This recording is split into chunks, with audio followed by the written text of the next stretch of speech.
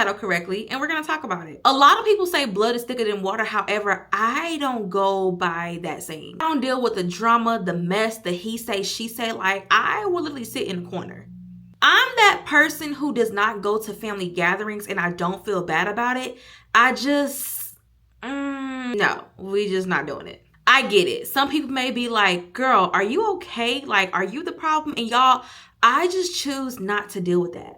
It is so much going on in the world and so many things that I'm doing in my personal life. Like, it just ain't worth it to do all that other stuff. The reason that came about is because I learned to put myself first and understand that, girl, yeah, this is family, but where are they when you need them? They are literally nowhere to be found and looking at you with their hand out. Baby, and I be the bank. You gonna pay me back and I'm gonna charge you interest, and if not, we going to court. It's one of those matters where it's just like, you have to really ask yourself if it's worth it or not.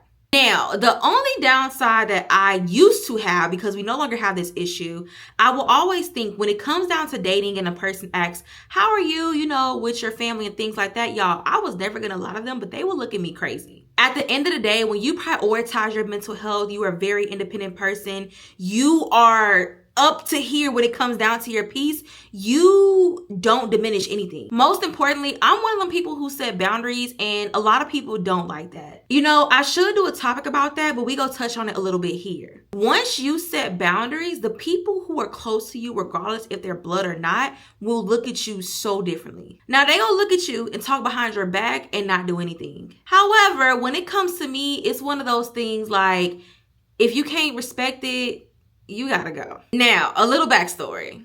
If you don't know, my grandma raised me literally majority of my life. At one point, my mom was dating someone who turned out to be my stepdad, and he was like, you need to take care of your kids. Now, we're not gonna talk about what my mom did. We go save that for me as a creative director in my movie that I'm recording and doing all that good stuff. But yeah, my mom didn't want to take care of us, but I do have to let y'all know the type of person she is, because she did break in our own house trying to make it seem like somebody else did it. You do the math and pick up what I'm putting down. Yeah, my sperm donor, we're not going to save that. We're going to save that for the movie. Y'all know I'm going to put my creative directive touch on this, so definitely stay tuned for that. What I will say is that man, all he knows is being in jail. It's just anger management, crazy. Never wanted to be anything in life. Mama's boys like, oh, we can't do it. So yeah, my stepdad, definitely amazing person. He can't separate business and, personal, and we just not gonna go there. I really only have two sisters. You got one who's jealous of me and the other one who is literally a Gen Zer and doing what Gen Zers do. Yes, I have cousins. They're all doing their own thing. I am that only person that's in that age where there's no one that I actually connect with, because I'm at that age where everybody's either older or they're younger.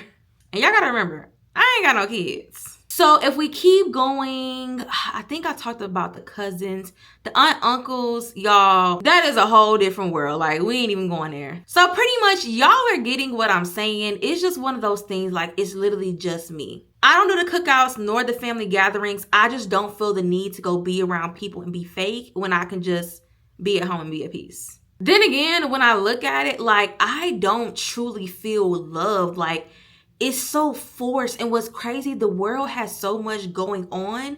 I don't want to go to family and deal with the same thing. Now, some people say, that's what family do. And I'm not going to sit up here and say that I get it, because that ain't what that is. Now, my sperm donor side of the family feels more like family than anything. And speaking of my sperm donor, I have to put some respect on my aunt and uncle. This is on my sperm donor side. Everything that I told y'all previously is on my mom's side. My aunt, I love her so much, Michelle.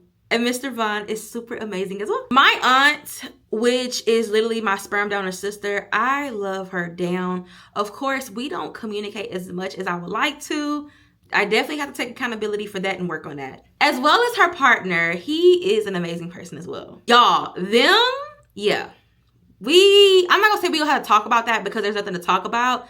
Just their relationship is amazing. So I don't want y'all to think that I just don't talk to nobody. It's just I can literally count on a hand how many people I mess with family-wise. Y'all, it's just crazy. I can't relate. I tell my grandma all the time, I was literally born into the wrong family. Now, I have been waiting for my adopted family to come get me, but they haven't come to get me yet.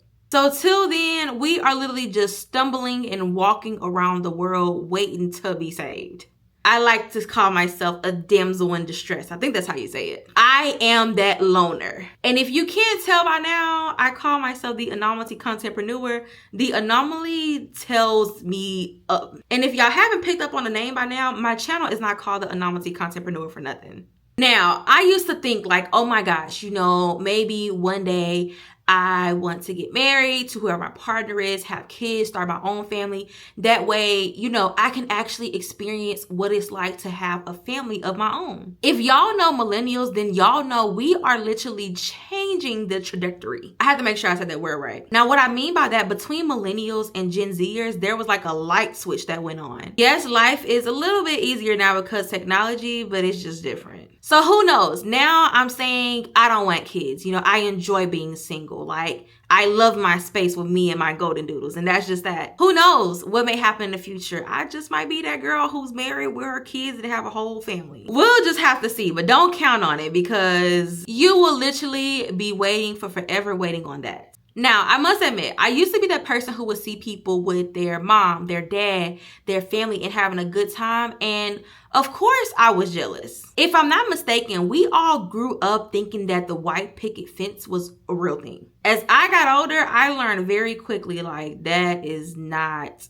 it for me. And not saying that it's not achievable, it's just not the clear, easy path as everyone made it seem. So nowadays, it really just doesn't bother me. You know, I just deal with what I'm dealing with and keep it moving. Y'all, I literally have gotten to the point now to where it doesn't even bother me. It'd be like, the word family is in a dictionary? Read me the definition. Like, tell me what it means. Can I find where those people are? So y'all, it's just a lot. It keeps my head spinning. Truthfully, you know, I don't ever plan to rekindle anything with the family that I was born with, only for the simple fact that you can be doing so much work on yourself and nobody else is doing the work. And then they come together with you in the same space and they have the same habits while you've changed and grown as a person. And it's like, come on now, like you didn't even do any work. And that's the hard thing about it. Like people forget, like, you know, the decisions you make not only affect you, it affects other people too. And if you're okay with that decision, that's fine. I just do my best to stay away from family, not getting involved, because one thing I will say,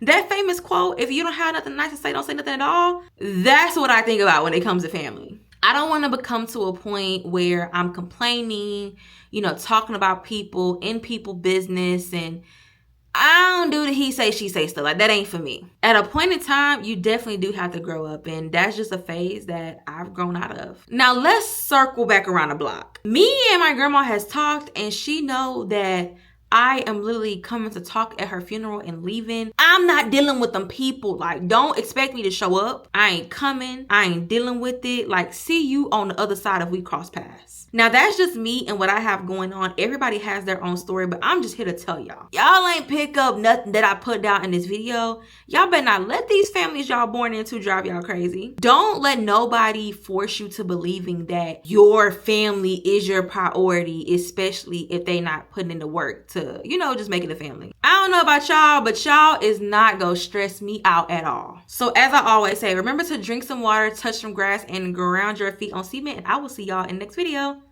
Bye.